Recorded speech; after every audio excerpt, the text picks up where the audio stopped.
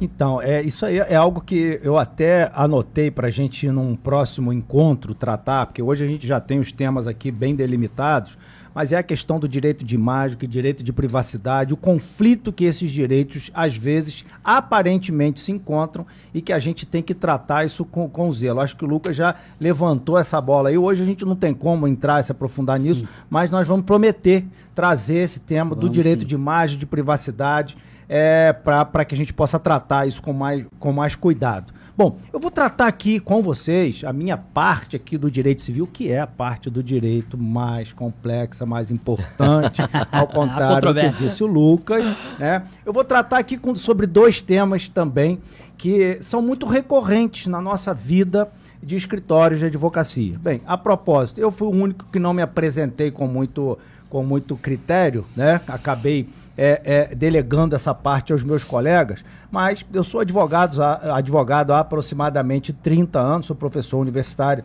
também há 23 anos, e ao longo dessa minha trajetória tive a oportunidade de me especializar em algumas áreas. Hoje eu me dedico muito mais à área do direito civil e à área do direito ambiental, que são duas áreas que eu também fiz mestrado, tive a oportunidade, e por conta disso, por conta dessa realidade nossa, eu fui detectando que existem alguns direitos que são direitos mais complexos e outros direitos que são direitos que estão muito mais próximos da nossa vivência, do fato da gente viver gera o Estado ou o outro esbarra no nosso direito, acaba infringindo o nosso direito, e aí que surge, porque eu sempre falo até para meus alunos, olha, você quer entender de direito, é só você ter o seu direito violado. Ninguém sabe aqui nada de direito do consumidor, primeiro período de direito, né? Mas se você chegar no ponto do ônibus, levantar o dedo e o ônibus não parar, você ali não vai se sentir com o seu direito violado, você não vai perceber que você está ali numa relação onde você tentou estabelecer um contrato com aquele transporte e esse transporte não obedeceu àquele contrato que você tentou estabelecer com ele. Pois é, na hora que o direito é violado, todo mundo conhece um pouco de direito e a gente parte daí.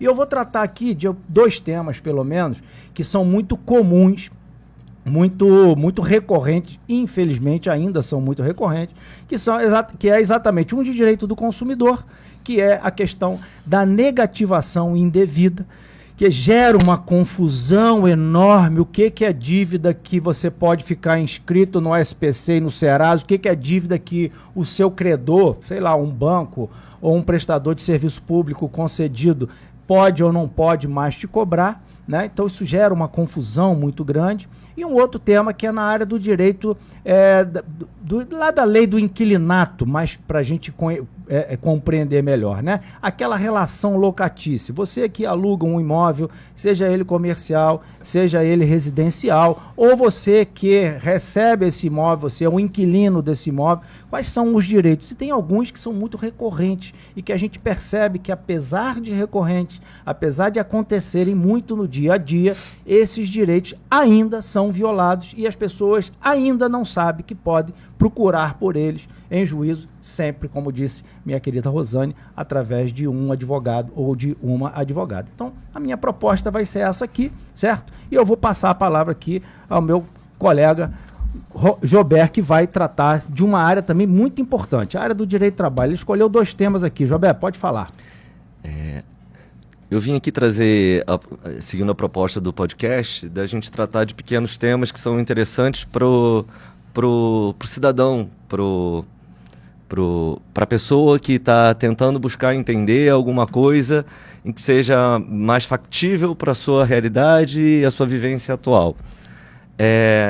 A minha área de especialização, que é o direito do trabalho, a gente trabalha muito com questões que envolvem uma relação muito sensível, que é uma relação em que você toma o serviço e o tempo de outra pessoa.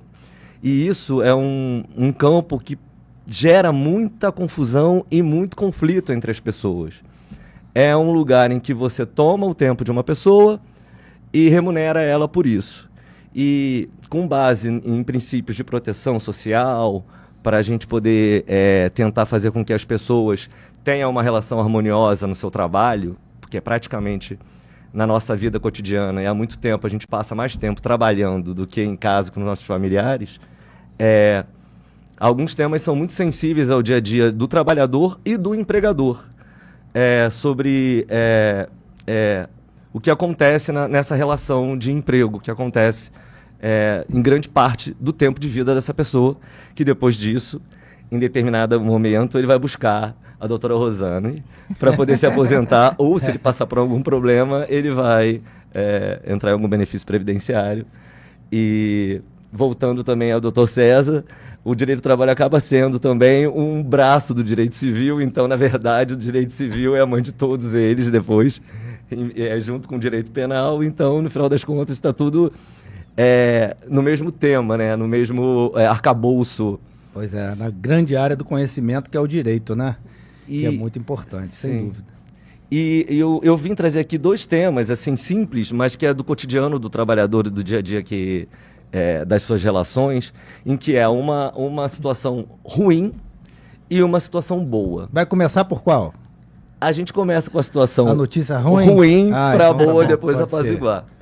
A notícia ruim, que não é tão ruim assim, mas é um benefício e também é um direito, tanto do empregado quanto do empregador, é quando nessa relação de trabalho em que as pessoas firmam um contrato, que nada mais é do que um contrato, uma relação de trabalho, que vem do direito civil, inclusive, e quando esse contrato ele se encerra, existe um benefício legal que se chama aviso prévio, e o nome por si só já diz o que é. Você avisa a outra parte que esse contrato de trabalho vai ser encerrado. Então, o contrato de trabalho ele pode ser encerrado tanto a pedido do empregado quanto por determinação do empregador. E aí o que vem muito de dúvidas de clientes meus que aparecem lá, tanto como empregados como empregadores, é como se dá como se dá legalmente isso.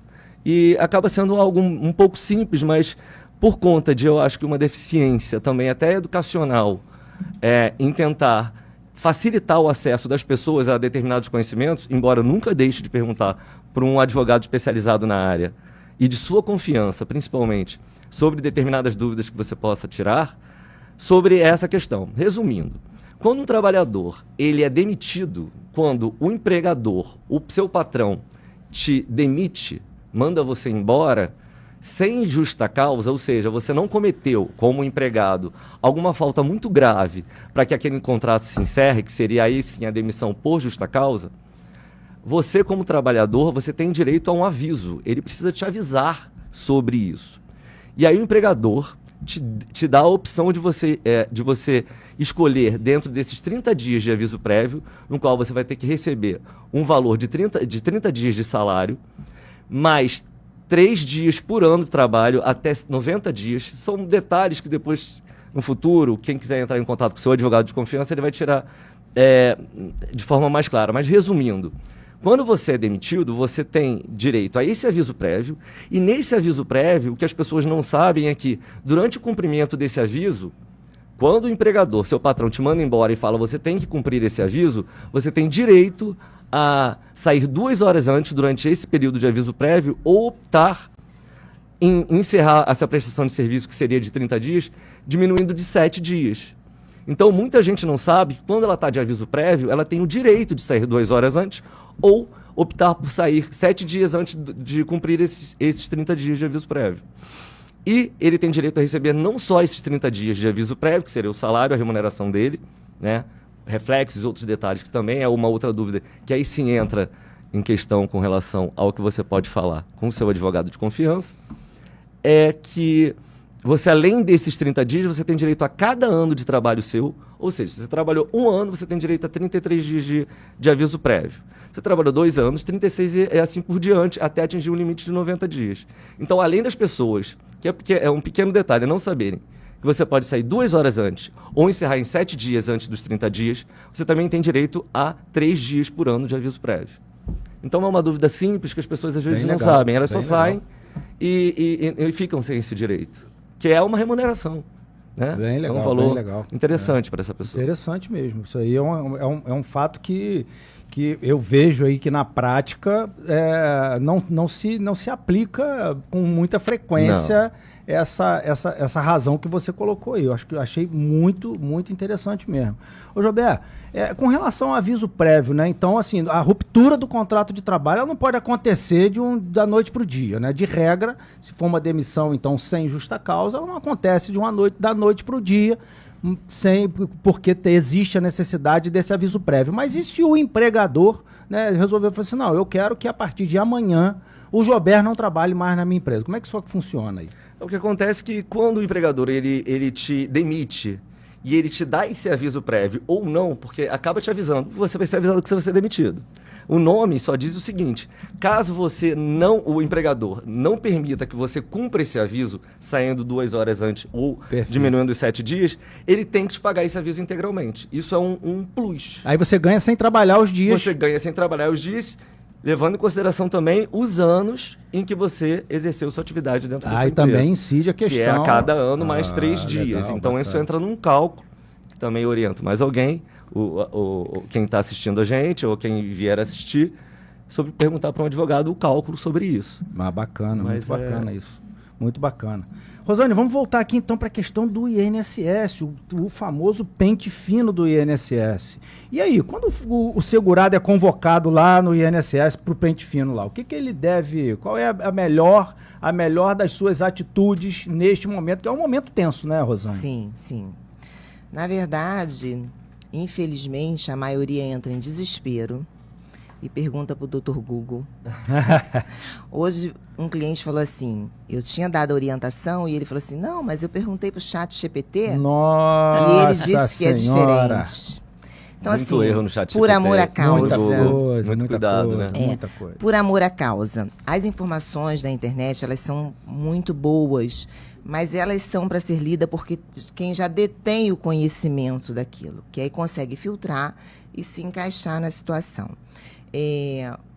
Qual é a principal coisa a fazer quando você recebe a notificação do INSS de que você está sendo convocado para apresentar um documento, para passar por uma nova perícia? O que você precisa fazer? Você precisa procurar um advogado especializado para que ele entenda o fundamento. Com base na motivação, é que ele vai te orientar qual é o melhor caminho e o que fazer. Porque até o advogado vai ser apto a ver a estratégia para desconstruir, né, essa justificativa, se não for uma justificativa muito robusta. Sim, é por aí, Rosane? Sim, é por aí. E muitas das vezes há ilegalidade no ato. Ah, tá. E nesse caso, o advogado ele vai saber fazer uma defesa técnica, ele vai te orientar se você deve ou não comparecer à perícia. Pode ter essa possibilidade ainda? Sim, né? porque a lei traz algumas exceções em relação às pessoas que não podem ser convocadas. E o que acontece? A convocação acontece na maciça. Convoca todo mundo. Sei. E muitas das vezes você, atendendo a convocação, você está fazendo uma prova contrária. Você submeteu a perícia, comprovou que não existe mais incapacidade, aí... Importante isso.